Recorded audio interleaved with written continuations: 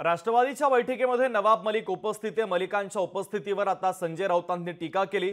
फडणवीसांचा मलिकांवर वैयक्तिक राग असल्याचं राऊतांनी म्हटलंय। भाजपला एका मताची गरज, मलिकांना विरोध का केला नाही असा सवाल त्यांनी उपस्थित केलाय। दरम्यान या संदर्भात सचिन अहिर यांच्यासोबत संवाद साधला आमचे प्रतिनिधी स्वप्नील जाधव यांनी। पाहूया।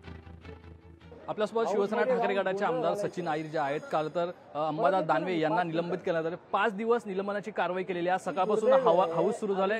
ठाकरे गटाचा एकही आमदार हा विधान परिषद जाणारच नाही जोपर्यंत याचा निर्णय होणार नाही। त्याला कारण असं आहे की तुम्ही एकतर्फी निर्णय घेण्याचं काम केलेलं आहे, आम्हाला बोलूनच दिलं नाही।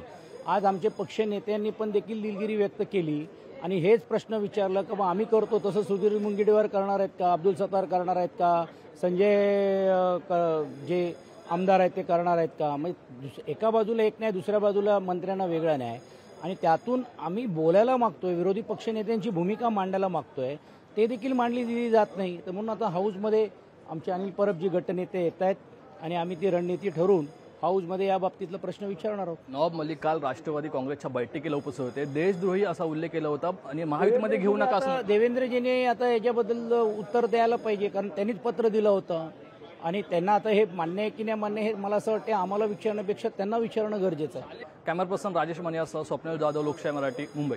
आता त्यांनी विरोध केला का नाही मला माहित नाही। आता एका मताची गरज आहे त्यांना, आता एका मताची गरज आहे। नवाब मलिक यांच्या बाबतीत देवेंद्र फडणवीस यांचा व्यक्तिगत राग,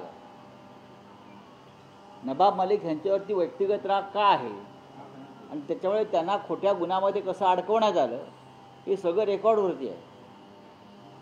नवाब मलिक यांच्यापेक्षा भयंकर गुन्हे केले लोक आज शिंदे गटामध्ये आणि भाजपमध्ये आहेत, त्यांच्यावर फडणवीस बोलणार आहेत का?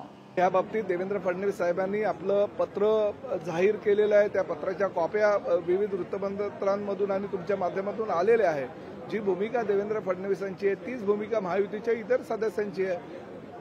कालच्या बैठकीमध्ये कोण यावं कोण नाही यावं त्यांच्या पक्षाचा तो अंतर्गत मामला, त्यावर आम्ही ढवळाढवळ करण्यापेक्षा वरिष्ठ नेते या बाबतीतला निर्णय घेतो। मताची गरज लागल्यानंतर कोणालाही सांगणं बरोबर नाही, पण नवाबाईमध्ये मी बोलणं बरोबर नाही।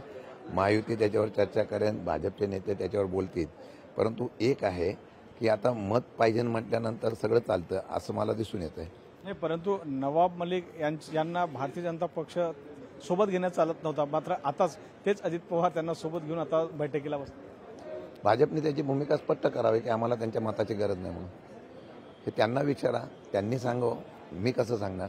अजित पवारांनी स्पष्ट करावं? नाही, भाजपने करावं। ते अजित पवारांच्या गटामध्ये आहे, भाजपने त्याची स्पष्ट भूमिका सांगावी काय करावं ते।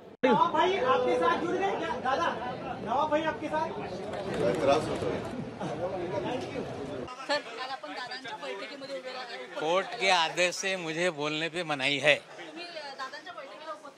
कोर्टाने बोलण्यावर मनाई दिलेली मला। कोर्ट के आदेश से मुझे बोलने पे मनाई है। कोर्टाने बोलण्यावर मनाई दिलेली मला। लोकशाही मराठी ऐका, पहा, जागरूक रहा।